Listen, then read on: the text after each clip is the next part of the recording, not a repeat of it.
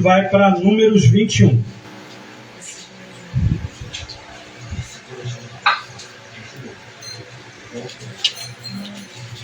Eu vou ler aqui, peço que os irmãos acompanhem. João, capítulo 3, versos 14 e 15. Diz assim: E do modo porque Moisés levantou a serpente no deserto, assim importa que o Filho do Homem seja levantado, para que todo que nele crê tenha a vida eterna. Agora abre comigo em Números, é o quarto livro do Antigo Testamento, lá atrás. Abre comigo no capítulo 21. Números, capítulo 21, a partir do verso 4. Um minutinho.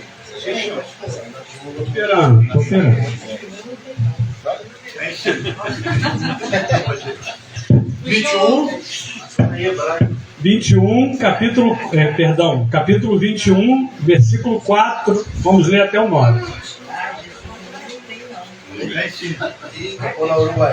É antes de Deuteronômio.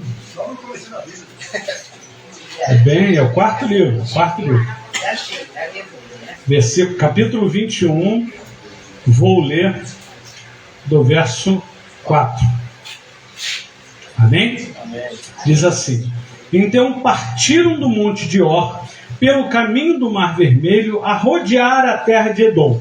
Porém o povo se tornou impaciente no caminho. E o povo falou contra Deus e contra Moisés: Por que nos fizeste subir do Egito, para que morramos neste deserto, onde não há pão nem água? E a nossa alma tem fastio desse pão vil. Então o Senhor mandou entre o povo serpentes abrasadoras, que mordiam o povo, e morreram muitos do povo de Israel. Veio o povo a Moisés e disse: Havemos pecados, porque temos falado contra o Senhor e contra ti. Ora ao Senhor, que tire de nós as serpentes. Então Moisés orou pelo povo. Disse o Senhor a Moisés: Faze uma serpente abrasadora, ponha sobre uma haste, e será que todo mordido que a mirar viverá. Fez Moisés uma serpente de bronze e a pôs sobre uma haste. Sendo alguém mordido por alguma serpente, se olhava para a de bronze, sarava. Só até aí. Deus amado, Pai querido, Senhor, graças te damos, bom Deus, pois até aqui, Senhor, tu nos ajudaste, o Senhor tem nos sustentado, e em tudo tem nos livrado, meu Pai. Então te clamo, bom Deus, que permaneça, Senhor, falando alto, falando claro, Senhor, tocando em nossos corações e mentes. Assim me oro no nome de Jesus. Amém. E graças a Deus. Amém? Irmãos, hoje eu vou trazer uma breve reflexão, mas para que a gente tenha o correto entendimento, eu comecei essa passagem lendo lá em João. Acredito que muitos aqui talvez já tivessem até ouvido essa passagem, quando Jesus diz que importava que ele fosse levantado, assim como a serpente de Moisés foi levantada no deserto. Então, nós lemos aqui como se deu isso, né? O livro de Números, que ganhou esse nome, né, dentro da visão latina, por conta dos dois censos que acontecem, mas no original ele é chamado de No Deserto. É justamente o momento da permanência ou da travessia do povo, né? O povo resgatado do Egito após 400 anos de escravidão. Eles são resgatados por Moisés e eles estão peregrinando no deserto. E aí nós vimos aqui, né, o modo como esse povo estava se portando, né? Eles já falavam mal contra Moisés, dizendo por que Moisés tirou eles do Egito. Reclamavam que não tinha nem pão nem água, né? Não tinha nenhum conforto, lembrando que estavam no meio do deserto. E eles chegam ao ponto de falar que estavam com fastio desse pão vil. Aqui eles estavam falando do maná que descia do céu todos os dias. E eles caíram nessa cilada aqui do inferno, ao ponto de falarem mal realmente daquilo que o Senhor já estava provendo a eles, sem que eles tivessem qualquer merecimento.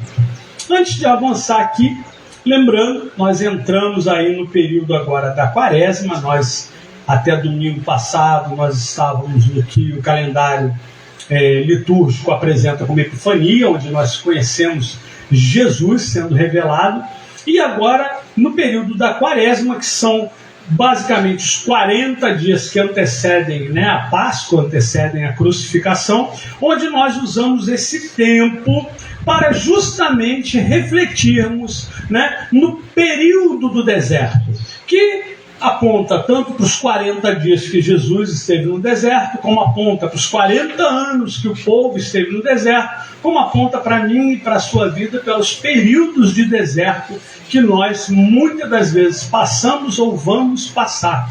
Porque ainda que deserto não seja lugar de morar, é certeza que ao longo da nossa vida, em algum momento, nós vamos passar pelos desertos. Só que não se passa pelo deserto sozinho, se passa pelo deserto com o Senhor, né? E nesse texto nós vemos, eu até comentava antes até com o Rafael, porque é comum, né, quando a gente fala de deserto, falando do deserto físico, né, deserto natural, nós pensamos, poxa, é muito calor de dia, né? É calor de mais de 50 graus, e à noite o frio cai abaixo de zero, é congelante, né? Porque ele não retém calor. Aquelas areias, elas esquentam muito, mas elas não retêm calor. Então à noite é um frio terrível também. Então é extremos. É um lugar extremamente complicado de se estar e de sobreviver naquele lugar. Mas quando a gente acha que o problema todo era a escassez, o ambiente difícil, né? Difícil de conseguir comida, né? Tudo difícil, nós descobrimos, né? Como vimos nesse texto, que vem até serpentes, né? Então ainda tinha, né, animais perigosos que existiam ali ao redor, perigos que a gente às vezes nem lembra, mas que rondam, né, que estão por perto. O fato é que nós no deserto, se estivermos por nós mesmos, nós somos como pequenas folhas ao vento, né, que não consegue se defender de nada, porque é tudo muito mais forte do que nós. E a vida faz muito isso. Mas esse texto, ele alerta, né, para algumas coisas. Mas eu queria ainda, falando um pouquinho da quaresma, que é um período que eu quero trazer para essa ideia aqui, é um período que nós temos para refletir sobre o pecado, nosso pecado, o arrependimento e sua importância, e a obra de Cristo na cruz. A quaresma também é um período, né, uma oportunidade pedagógica de podermos parar para examinar os nossos corações, fazermos orações e renovarmos a nossa dependência de Cristo. Lembrando que assim como o povo no deserto, nossa esperança não pode e não deve estar em nós mesmos, mas naquele que foi levantado para a nossa salvação. Repare que aqui a gente vai falar basicamente de três coisas: de soberania de Deus, está até no seu boletim. Você vai falar de soberania de Deus, vai falar de responsabilidade humana e vai falar da cruz de Cristo. Primeiro ponto, é sempre bom lembrarmos que Deus está no controle de todas as coisas. Vamos entender? Esse povo que está no deserto, no qual nós lemos, esse povo foi o povo que o Senhor resgatou lá do Egito. É o povo que, se você ainda voltar para trás, ele fala isso para Abraão. Abraão ainda estava só com Isaac. Na verdade, quando ele promete isso ao Senhor, ele nem tinha Isaac. Deus já avisa ele que o povo dele ia ficar cativo, mas que ele ia resolver. Abraão não tinha nem povo, não tinha nem filho. né? E Deus já fala o que ia acontecer, e no tempo oportuno ele enviou Moisés como libertador e tira aquele povo de lá. A gente conhece, tem filme, né? Aí abriu o Mar Vermelho, e aí destruiu ali os soldados dos egípcios. Uau! Todo mundo fez festa, né? Uhul! Fugimos do Egito, estamos muito felizes. Só que a gente fugiu para onde mesmo? Para o deserto. E aí, já desde o início, e aqui já se passaram muitos anos, eles vão tendo falta de tudo, né? Porque deserto é lugar de falta de tudo, né? Falta de conforto, falta de... Eles reclamavam muito daquilo que eles estavam acostumados a comer, né? E aí chega ao ponto de se revoltarem contra Deus.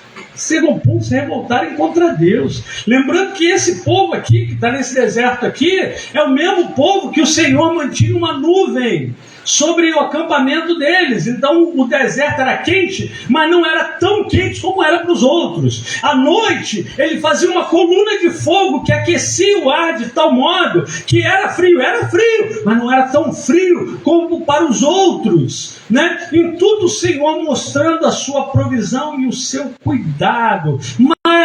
Mas o homem, como eu sempre falo aqui, na sua inclinação ao pecado, no seu decaimento natural, ele é incapaz de ver o cuidado de Deus e a sua natureza, por mais que esteja na presença do Senhor, por mais que esteja no cuidado do Senhor, se nós não vigiarmos, nós fazemos como esses infelizes aqui fizeram e pecamos contra Deus e contra os homens, né? Eles pecam contra a liderança de Moisés, contra os homens, e eles pecam contra Deus, reclamando do maná que caía do céu. Tem misericórdia, né?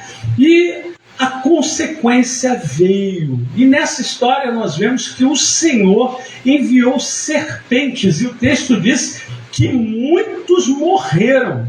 A gente viu ali no verso 6, e morreram muitos do povo de Israel.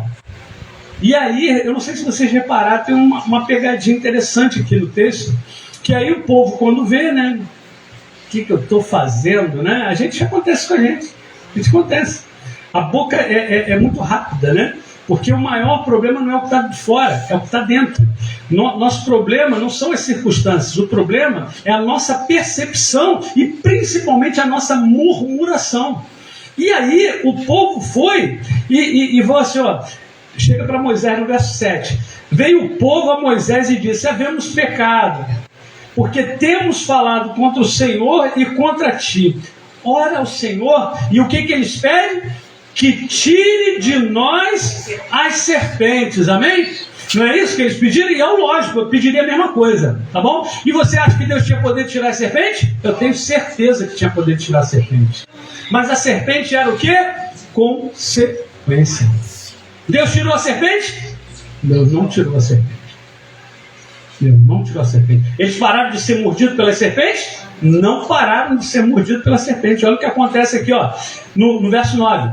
Fez Moisés uma serpente de bronze e a pôs uma haste, sendo alguém mordido por alguma serpente, se olhava para de bronze, sarava. As serpentes continuaram sobre eles e eles, se olhassem para a serpente de bronze, por quê, irmãos? Por quê? Eles declararam que estavam arrependidos. Moisés, a gente falou um monte de besteira, eu não sabia, né, que Deus ia ouvir, né? Eu não sabia que Deus estava tão atento a gente aqui assim, né? Mas falando besteira, né? Falando besteira. E aí entra uma coisa: era arrependimento ou era remorso? Arrependimento é quando você não quer voltar atrás. Arrependimento é tipo, onde que eu estava com a cabeça quando eu falei, quando eu fiz, quando eu agi daquela forma. Eu estava como que fora de mim. Essa porcaria desse pecado em mim, esse corpo carnal que me arrasta só para a lama. Né? Aí você se arrepende e fala, não quero mais isso na minha vida. Senhor, tem misericórdia de mim. Senhor, me ajuda. Isso é arrependimento. Remorso é quando você não gosta da consequência. Eu não sabia que ia dar ruim. É o ladrão que é pego em flagrante, aí você fala, te peguei. Me desculpa. Não é que ele não queria roubar, não. Ele queria roubar mesmo, ele não queria ser pego. Ele não queria consequência.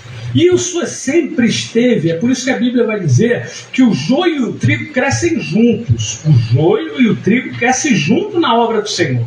Onde nós vamos ter no nosso meio as pessoas que se arrependem verdadeiramente. E aquilo que teria sido um mal se torna uma oportunidade. Aquilo que teria sido maldição, Deus reverte em bênção. Onde você não somente aprende, como você é edificado por aquilo ali. Aquilo ali se torna uma mensagem de Deus na sua vida. Mas se você só tem o remorso, as consequências ainda vão continuar vindo. As consequências ainda vão continuar vindo.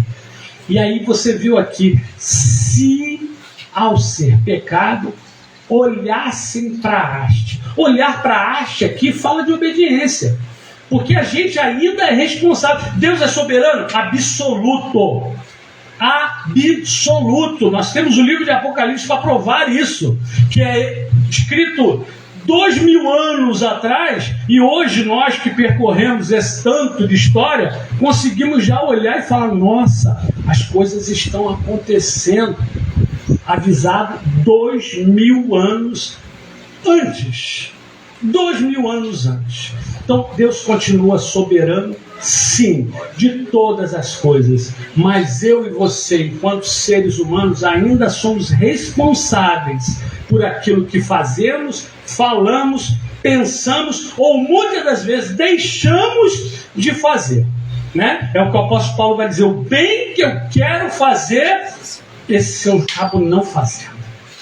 Nós somos pecadores até nesse nível, e as consequências disso vêm sobre nós. Mas se arrependidos nos tornamos obedientes a Deus, se nos tornamos daqueles que agora, eu devia ter ouvido antes, não ouvi, mas aprendi a lição. Agora eu ouço o que Deus está me falando.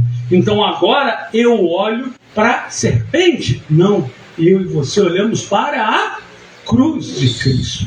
Porque é o mesmo que acontecia. As pessoas ali estavam morrendo, e aí é onde a gente fala que o Antigo Testamento é sombra do Novo. As pessoas estavam morrendo de serpentes, mas nós estamos morrendo pelo pecado presente em nossas vidas. Nós que não nos arrependemos e continuamos como porcos, rolando na nossa lama, não edificamos, não mudamos, não transformamos e principalmente não glorificamos, exaltamos ao nosso Deus. Irmãos, como foi falado aqui, eu nem sabia dessa parte, né, do motorista de táxi, como Paulo até contou. Você vê, as pessoas devem e veem Deus na minha e na sua vida, e esse é o único propósito de Deus para mim e para você. Às vezes a gente fica assim, qual é o propósito de Deus na minha vida? Anunciar a Cristo. Mas anunciar a Cristo, ele só deu essa ordem para a igreja, até porque a gente é incompetente o bastante para nem isso fazer. A gente nem isso faz. Se ele tivesse dado 2 ordens, meu Deus, já era. Acho que a gente ia desistir ali mesmo. Ele falou, é verdade, não vai adiantar não. Uma ordem, a minha e a sua vida glorificam, exaltam ao Senhor quando nós cumprimos essa única ordem. Quando nós de fato obedecemos. E o obedecer é muito mais simples do que parece. Samuel vai dizer, o profeta Samuel vai falar, é melhor obedecer do que sacrificar. A gente está sempre disposto a sacrificar. A gente quer, sabe? Não, mas e se eu matasse um bezerro? É o pessoal das religiões africanas que querem alguma coisa e querem sacrificar alguma coisa. Gente, depois que o Filho de Deus morreu naquela cruz em sacrifício pelos seus, que sacrifício eu e você poderíamos oferecer que chegasse na unha do dedo dele? Não faz sentido. Depois dele está cumprido o sacrifício. Ele se fez maldição em meu lugar. Ele pagou, sendo inocente, a minha culpa. Então cabe a mim hoje, no mínimo, irmãos, no mínimo, me arrepender dos meus pecados, olhar para a sua cruz e obedecer. Eu e você, às vezes não entendemos, talvez, acho que nos escapa, e não é privilégio de escapa para um, escapa para outro, não. É algo que nós não percebemos, porque a vida ela às vezes é dura. Na verdade, a maioria do tempo ela é dura. É que eu dei até um livrinho, o Rafael vai ler, tem um livrinho que diz que a gente foi ensinado com uma teologia da Xuxa. Você vai entender. Você vai entender depois. Sabe, onde a gente acha que tudo aquilo que eu pedir a Papai do Céu, Ele vai me dar. Né? É a teologia da Xuxa. Sabe? E aí a vida vai dizer para você, então, não sei quem ela é não, cara. Não faço ideia quem é essa daí. E comigo o negócio é mais embaixo. A vida é pesada. A vida é pesada. Mas a gente entende que Deus está no controle, amém? E eu coloquei até um boletinzinho para vocês, e vocês me perdoem, hoje eu estou sendo um pouquinho mais corrido. Tem uma frase, eu até deixei sublinhada aí para você ver, que diz assim: o sofrimento muitas vezes expõe aquilo que insistimos em esconder. Você entende? É quando o sofrimento, o infortúnio, aquele dia mau, que você sabe que um dia vem, né? Ele, quando nos alcança, ele acaba revelando aquilo que a gente não queria que fosse conhecido. Se a gente pega aqui, por exemplo, na história que nós lemos das serpentes no deserto, o povo murmurando e falando contra Deus, era na intimidade dele. É aquela conversa de bar, sabe aquele pessoalzinho que vai, como é que tá a vida? Tá mais ou menos, né? Pô, levando e tal. Mas você não tá com saúde, não tá com tudo bem, tem o teto na sua cabeça, com o nosso cada dia não tá lá. Mas eu queria, né? E tá ruim. Depois ficou, né? Depois que começou com tá ruim, nunca mais ficou tá bom, né? E aí você vê, e ele acha que aquilo ali ficou por ali. Mas o dia que veio, o dia mau, e aí, como aconteceu aqui, peraí, você está me falando que Deus estava vendo eu falar aquele caminhão de besteira? Eu falei na frente dele e eu não sabia. O interessante sobre esse não sabia é que nós, e isso é unânime, e aí eu falo para vocês, eu acho que eu poderia falar para cristãos e não cristãos, que todo mundo sabe que Deus é onisciente, não é? Eu já vi todo mundo fala, não, Deus sabe de todas as coisas, não é assim que falam pra gente, né? Tem até o pessoal que nem ora porque diz que Deus sabe, né? Porque Deus sabe de todas as coisas, mas a gente insiste em pecar como se Deus não estivesse vendo. A gente inventou um artimanho, um guarda-chuva misterioso que Deus não vê ali debaixo. Irmão, não existe isso. Nossa vida está exposta diante do Senhor. Então, aquilo que eu e você fazemos é conhecido sim diante de Deus. No boletim até botei uma frase de John Owen que diz assim: ou você mata o pecado, ou o pecado matará você. Entende isso? Ou você luta, briga contra aquilo que vem realmente da tua natureza pecaminosa, ou essa natureza vai te matar. Ela vai te matar. Gente, eu sou filho de alcoólatra. Eu vi meu pai se matando convictamente, né? Dia após dia. Você vê, hoje em dia, vou botar um fumante, aí brincam, eu conheço alguns que brincam comigo. Não, é morte lenta, né? Eu não estou com pressa, então eu me mato devagarinho. né? Porque fumante é a morte lenta, né? Eu não consigo me matar de uma vez, mas aí eu vou, todo dia eu fumo um pouquinho, né? É uma morte lenta. Irmãos, o pecado nos escraviza, o pecado nos mata. E só tem uma resposta, e sempre só teve uma resposta. É a cruz de Cristo, a graça de Deus. E ela já era representada naquele povo no deserto. Irmãos, reparem, era lícito o Senhor lançar sobre eles aquelas serpentes. Como consequência, eles esqueceram que se não foram atacados antes, é porque Deus os guardava. Então era lícito, tipo, não está satisfeito não, então se vira. Era lícito, Senhor, era lícito. Vai lá, manda ver aí. Não deram conta não? Não deram conta. Oh, que surpresa. Mas o Senhor proveu a graça. O Senhor, através daqueles que encontraram arrependimento, o Senhor proveu, o Senhor mostrou um caminho de salvação. Um caminho onde eles encontrariam a graça de Deus. Que era tão somente... Irmãos, ele podia, como eu falei, ter desaparecido com as serpentes. Simplesmente assim, sumiu as consequências. É o que eu e você queria, o que o povo pediu. Mas não funciona assim, a vida não funciona assim. Mas a grande lição é, ele deu livramento, ele deu escape. Mas era um escape, vamos lá, vamos pensar se fosse hoje. A nossa mente aqui é tão racional. E está tendo uma praga de serpentes. Está tendo uma praga de serpente. Deus pode fazer as serpentes desaparecerem. Sumiu? Sumiu não. Então, Deus vai distribuir soro antiofídico para a gente, né? Ele vai dar remedinho para a gente poder tomar. Não, o Senhor, Ele colocou uma haste de metal ali, e todo aquele que foi picado e olhar para aquela haste vai ser salvo. É o quê?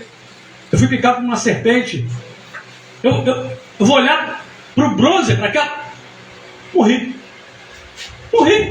E como aconteceu? Vocês estão achando que parou de morrer gente? Morreu gente direta. Por isso o texto diz: se alguém olhava. Porque muitos não olharam. Porque olhar para uma haste não faz sentido. Não faz sentido olhar para a cruz quando você está passando dificuldade de saúde, quando você está passando dificuldade financeira, quando você está passando dificuldade familiar, quando você está passando toda a sorte de deserto dessa vida. Não faz sentido. Mas é a resposta daquele que tem fé. Eu sei quem é o dono desse deserto. Eu sei quem comprou a minha vida e sei que não pagou barato não, barganhou não, pagou à vista de sangue purinho. Irmãos, eu e você e todo aquele que nele crê, não pereceremos. Em Cristo Jesus somos e seremos sempre mais que vencedores. Não vai ter deserto? Vai sim. Vai ser tudo molezinha? Vai não. Mas nós vamos entrar na terra prometida. Amém? Que o Senhor Jesus possa completar essa obra. Eu queria... Deixei aqui 3 pontos só para a gente não esquecer. Nos desertos da vida, 3 verdades sustentam o cristão. Deus continua soberano, o homem continua responsável por seus atos e Cristo continua sendo suficiente. Amém. Deus é soberano, nós somos responsáveis, mas Cristo é suficiente. Amém? Que o Senhor complete essa palavra